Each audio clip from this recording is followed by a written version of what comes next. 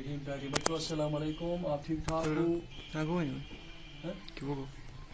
اعوذ باللہ من الشیطان الرجیم. بسم اللہ الرحمن الرحیم. پیارے بچوں السلام علیکم. آپ ٹھیک ٹھاک ہو؟ خدا آپ کو خوش رکھے اور ہمیں بھی خوش رکھے, تمام دنیا کو اپنی رحمت سے نوازے. پیارے بچوں ہمارا موضوع ہے پرندے کی فریاد. نظم ڈاکٹر سر محمد اقبال نے لکھی ہے. اچھا, اس نظم میں اس کا ہے عنوان پرندے کی فریاد.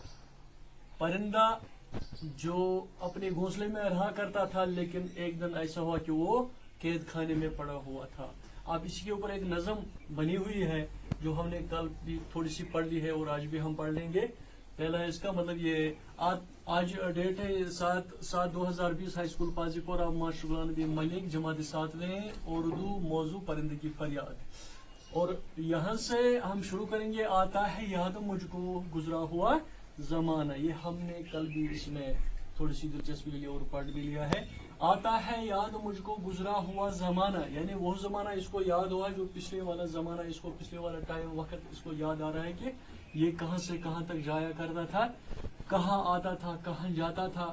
یہ کھلے میدان میں, باغ میں, پارک میں, جہاں اس کی مرضی ہوتی تھی یہ وہاں جایا کرتا تھا.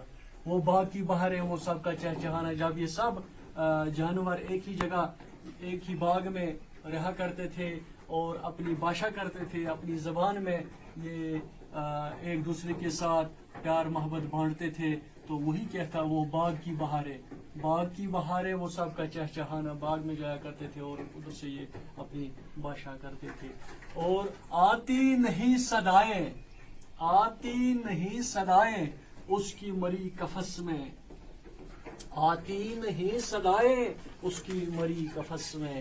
یعنی قفس ہو گیا پنجرا, قفس میں پنجرا.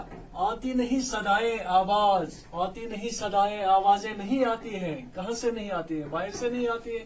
مطلب یہ سنتا نہیں, یہ جانور سنتا نہیں. پرندے کی فریاد جو ہے یہ سنتا نہیں. آتی نہیں صدائیں اس کی مری قفس میں, یعنی قفس میں پنجرا, پنجرے میں یہ بند تھا. ہوئی مری رہائی اے کاش میرے بس میں. اگر اسی تک ہوتا, اسی جانور تک, اسی پرندے تک ہوتا اپنے آپ کو آزاد کرنا, تو یہ کب کا آزاد کیا ہوتا. لیکن یہ پنجرے میں بند ہے.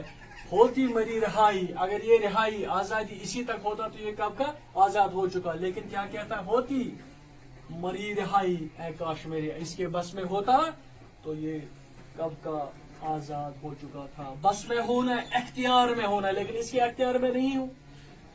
ہاں, اس کے بعد کیا بدنصیب ہوں میں گھر کو ترس رہا ہوں, ساتھی تو ہے وطن میں میں قید میں پڑا ہوں. کیا بدنصیب ہوں, اپنے آپ پر یہ ملامت کرتا ہے, اپنے آپ پر ناراض ہے, اپنے آپ پر یہ کہہ رہا ہے کہ کیا بدنصیب ہوں میں گھر کو ترس رہا ہوں. مطلب یہ ترس رہا ہے, اگر یہ اپنے گھر جاتا, اپنے اس گھونسلے میں بیٹھ جاتا, اپنے اس گھونسلے میں عیش و آرام کرتا. لیکن کیا بدنصیب, کتنا بدنصیب, کتنا بدقسمتی ہے اس میں. کیا بدنصیب ہوں میں گھر کو ترس, یہ گھر اپنا جاتا لیکن گھر کو ترس رہا ہے کہ کب جاؤں, کس طرح جاؤں, یہ آزادی نہیں ہوا. ساتھی تو ہے وطن میں, اس کے ساتھی تو ہے اسی ایریا میں ہے, اسی وطن میں ہے, میں قید میں پڑا ہوں.